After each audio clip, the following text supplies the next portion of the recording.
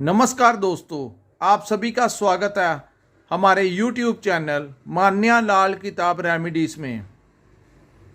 आज मैं आपके साथ बात करने जा रहा हूँ शनि देव की राशि मकर राशि के बारे में। और आज हम जिक्र करेंगे साल 2023 के अंतिम माह दिसंबर माह के बारे में। और ये भविष्यवाणी रहेगी 16 दिसंबर 2023 से लेकर 31 दिसंबर 2023 तक।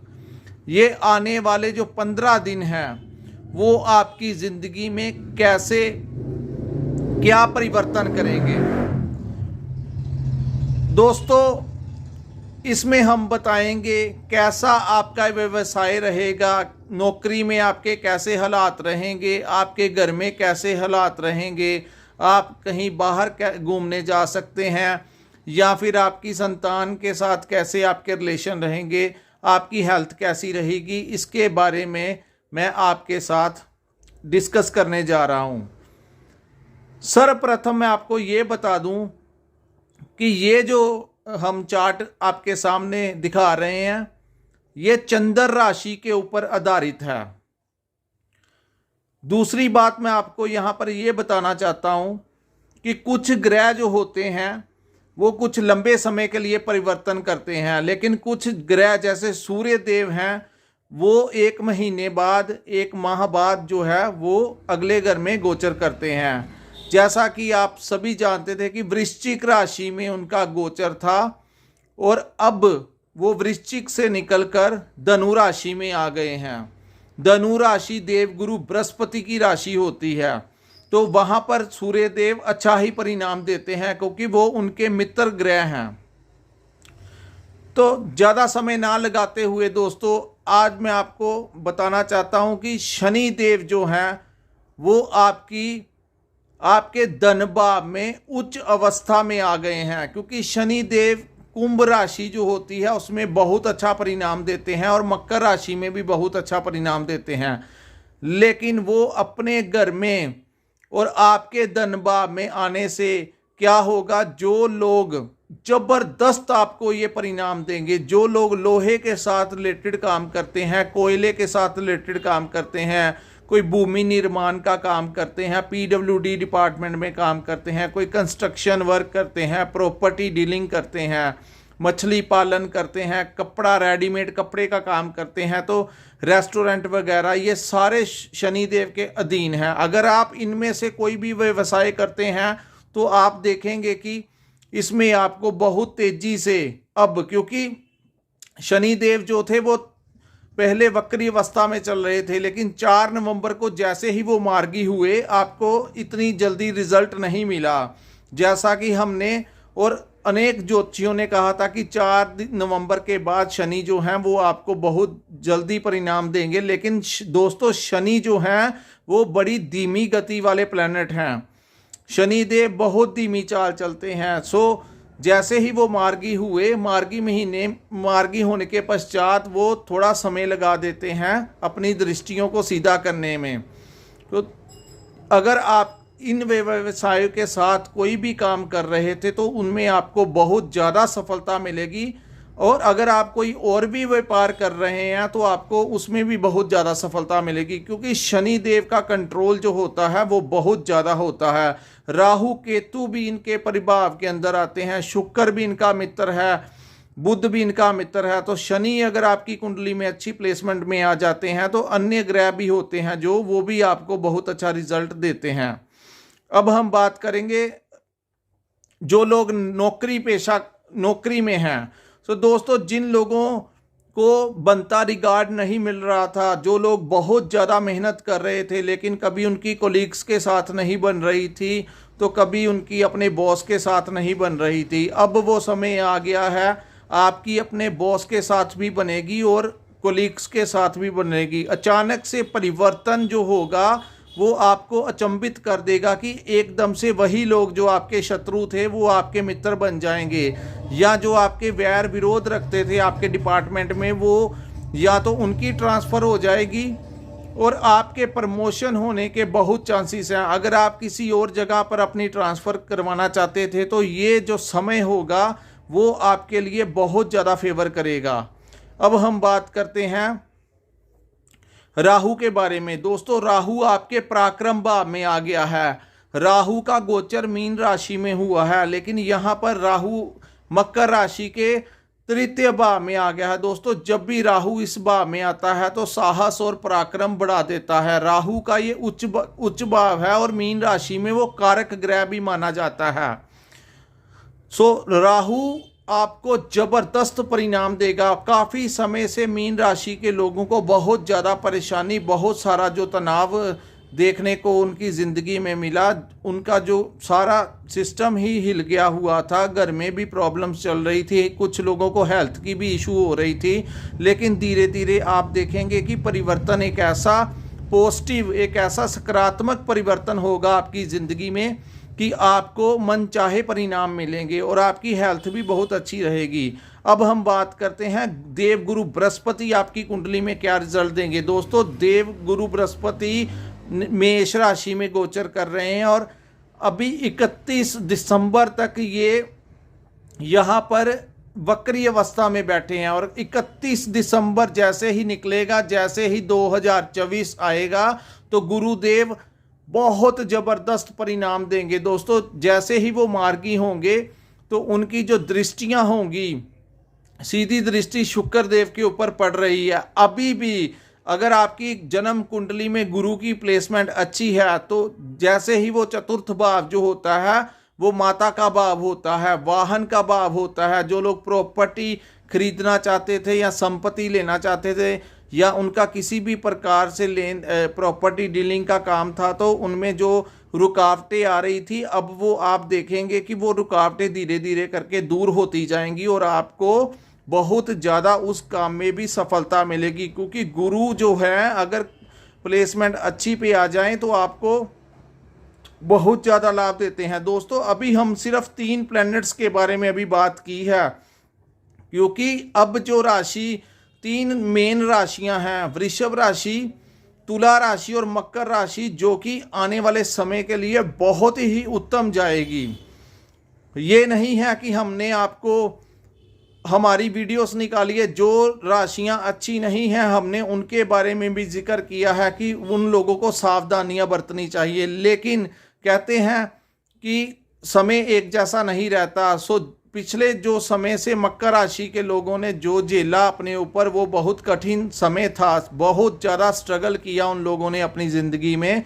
लेकिन अब जो समय आया है उसमें मेन ग्रह, दोस्तों, शनि जब उच्च होते हैं तो बाकी ग्रह भी उनको अच्छा रिजल्ट देते हैं। और दूसरा राहु, जिसके नाम से ही लोग डरते हैं, जब राहु भी आपके पराक्रम और साहस भाव में आ गए हैं तो आप देखेंगे कि आपके अंदर एक एनर्जी होगी जो आपको बूस्ट करेगी।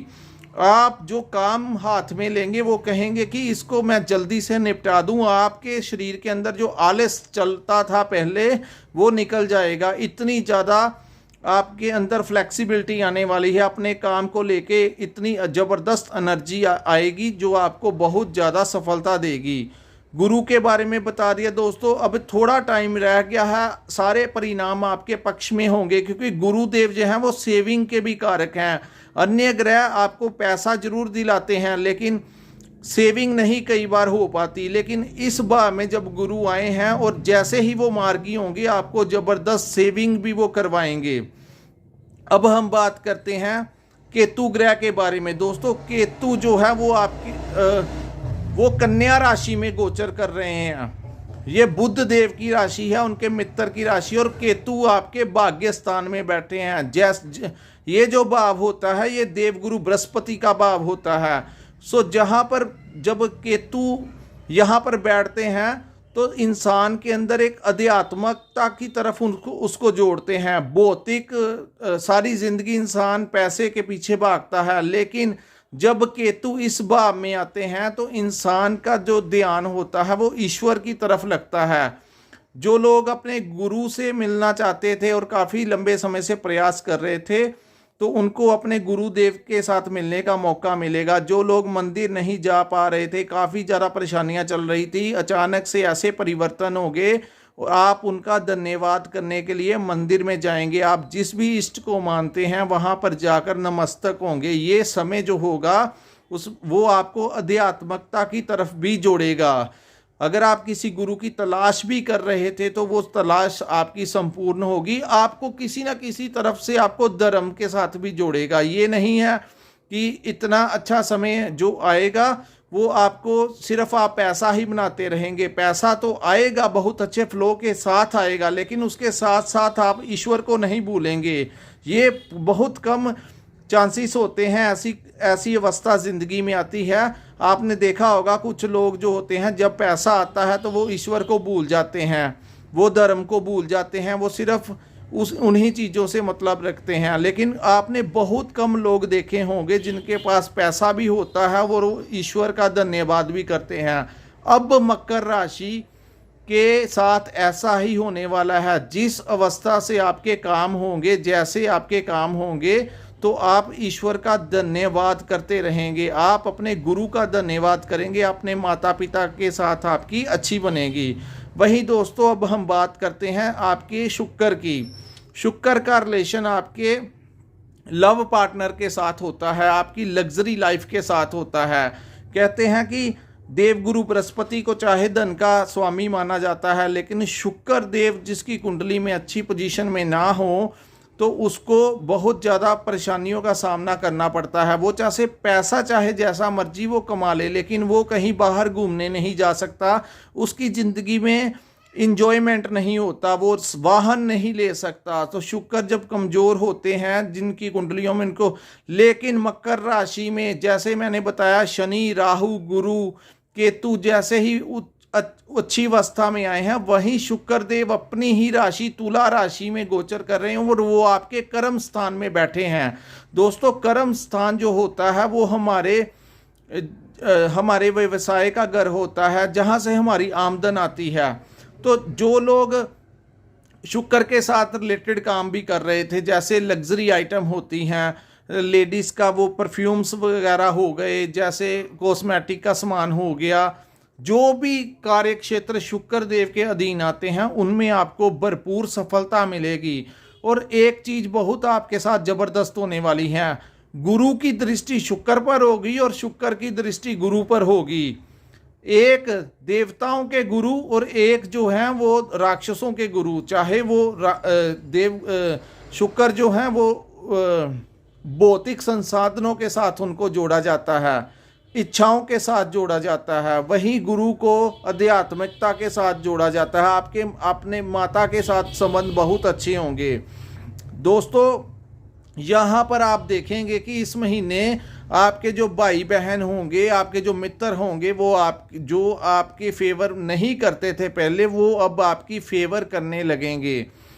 तो गुरु जब शुक्र पर दृष्टि डालेंगे तो उनको वहाँ से आपको धन भी मिलेगा और शुक्र से देवगुरु बृहस्पति अपना ज्ञान भी देंगे। सो ज्ञान भी आएगा और पैसा भी आएगा, भौतिक चीज़ें भी आपको मिलेंगी और आध्यात्मिकता का ज्ञान भी आपको मिलेगा। सो जबरदस्त परिणाम होगा। और वहीं हम बात करते हैं मंगल के बारे में। दोस्तों मंगल 11वें भाव में गोचर कर रहे हैं। 11वां भाव वैसे तो वो वृश्चिक राशि में गोचर कर रहे हैं और मंगल इस भाव में 28 दिसंबर तक रहेंगे। यहाँ पर वो बहुत अच्छा परिणाम देते हैं क्योंकि वो वृश्चिक राशि मंगल की अपनी राशि है। जैसे मकर राशि और कुंभ राशि शनिदेव की राशि है, वहीं मंगल की राशि जो होती है वो मेष राशि और वृश्चिक राशि होती है। और यहाँ पर बैठकर मंगल जबरदस्त परिणाम देंगे क्योंकि अपने भाव को कोई भी नहीं, अपने घर में का नुकसान कोई भी नहीं करता।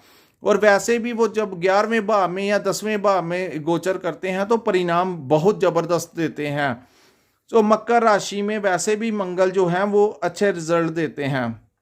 अब हम बात करते हैं सूर्य और बुध की।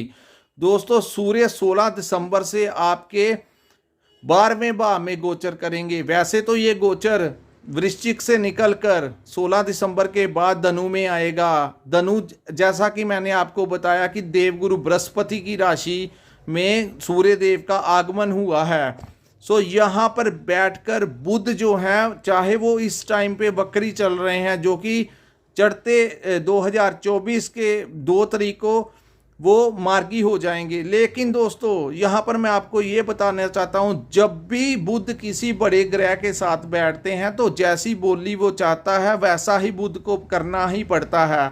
सो ये यहाँ पर बैठकर सूर्य और बुध का बुध आदित्य योग का निर्माण करेंगे। बुध आदित्य योग एक राजयोग से कम नहीं होता। आपके अंदर एक ऐसे स्किल्स आएंगे कि आप अगर नौकरी करते हैं तो आपके जो क्लाइंट्स होंगे वो आपसे, आपकी बातों से प्रभावित हो जाएंगे। खास करके जो लोग मार्केटिंग में काम करते हैं, अगर कोई पॉलिटिक्स में काम करता है तो उसकी वाणी में जैसे माँ सरस्वती का वास हो गया है, इतना प्रभाव होगा आपका। अगर आप पॉलिटिक्स में हैं या कोई एनजीओ चलाते हैं या एनजीओ के साथ जुड़े हुए हैं, जैसे ही आप कोई मीटिंग अटेंड करने जाएंगे तो वो केंद्र का कारक जो है वो आप होंगे, चाहे वो राजनीति हो, चाहे वो नौकरी हो। नौकरी के माध्यम से भी आपके जब मीटिंग्स वगैरह होती हैं तो जैसे ही आपको अपनी प्रेजेंटेशन अगर देने का मौका मिलेगा तो लोग तालियां बजाएंगे। ऐसी स्थिति आपकी कुंडली में बनने वाली है। और ये सूर्यदेव 16 जनवरी 2024 तक इसी भाव में रहेंगे। सो दोस्तों यहाँ पर बहुत ज़बरदस्त आपको परिणाम मिलेगा। सो ये थी मकर राशि के बारे में 15 दिन की जो प्रेडिक्शन हमने बताई है वो थी। लेकिन दोस्तों ये जो आने वाला वर्ष भी होगा वो मकर राशि के लिए बहुत ज़बरदस्त परिणाम लेके आएगा। दोस्तों अगर आपने अपनी कुंडली का एनालिसिस करवाना होगा तो ऊपर हम डिस्क्रिप्शन में भी अपना नंबर देंगे, और आपको हमारा स्क्रीन के ऊपर भी जो नंबर दिख रहा होगा वहाँ पे आप हमारे साथ व्हाट्सअप कांटेक्ट कर सकते हैं।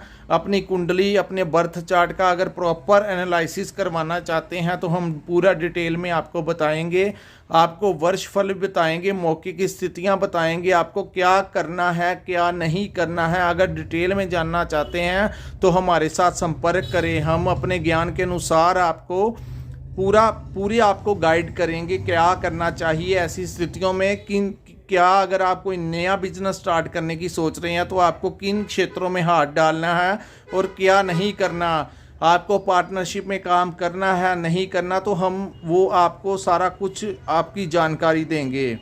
सो दोस्तों अगर आपको हमारी ये वीडियो अच्छी लगी हो तो हमारे चैनल को लाइक और सब्सक्राइब करना मत भूलिए।